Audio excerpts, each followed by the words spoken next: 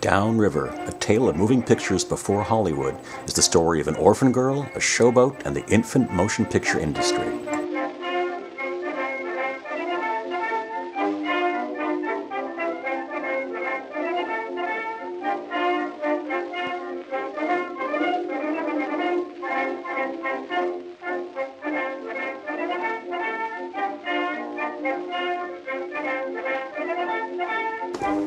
It's the story of a 16-year-old girl from a small town on the Missouri River. An orphan, she is sent to a school run by the Ladies' Aid Society. This is a home for younger children, for the innocents, whose characters have not fully formed. Miss Hutchins leaned slightly closer, seizing Anne's attention as fully as if she had grabbed her by the collar. We have been given a sacred trust, the development of young souls and minds. We accept this with the utmost seriousness. I trust you will too. Anne's story continues on the river. 2 columns of smoke rose just beyond the bend. What pulled into the clearing was a 2-storied barge with a gingerbread house, frosted windows, cloth banners, and streamers glistening in the wind. A chugging towboat only half its size pushed the decorated cake box ahead. On the top deck, a man wearing rubber gloves played a steam calliope whose sound was somewhere between a whistle and water gurgling down a throat. Except for the crew's breathing and tobacco chewing, for close to 2 minutes the pilot house was completely quiet.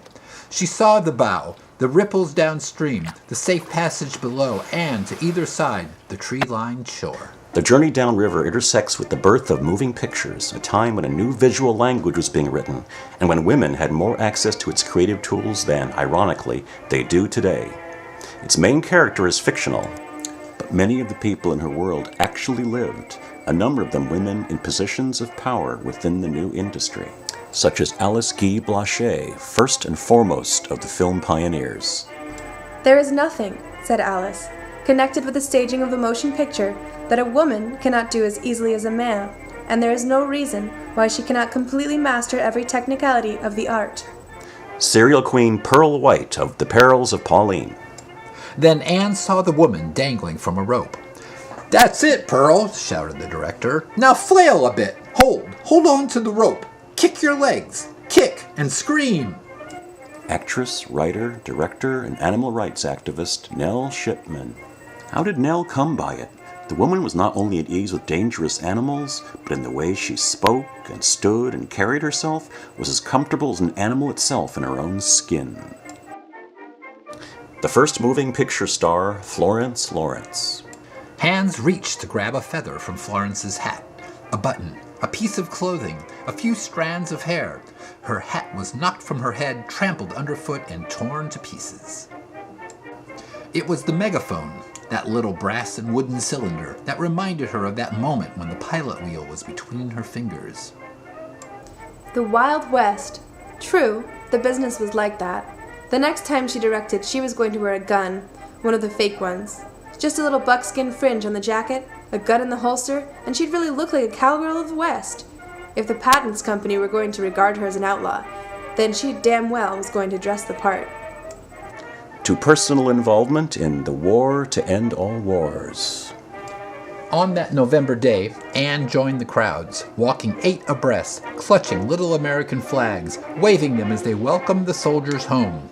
Lines of autos and columns of infantry marched up Fifth Avenue, while cascades of flowers and confetti fell from above. Downriver moves through a world of river towns, showboats, Chautauqua tents, Nickelodeons, and glass-domed film studios. A time when artists and technicians not only created a new visual language, but a new way of seeing the world.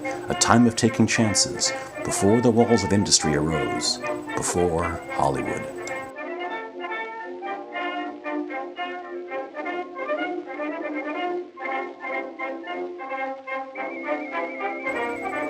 I've been asked, many times, so when will the printed book be available? I'd like to answer now, today. For a minimum $25 donation, you can receive your own autographed copy. Downriver is about a particular window in time, and it's as current as today's headlines. Over 100 years ago, women actually had more influence in the motion picture industry than they have today. Do you think that's a story that ought to be told?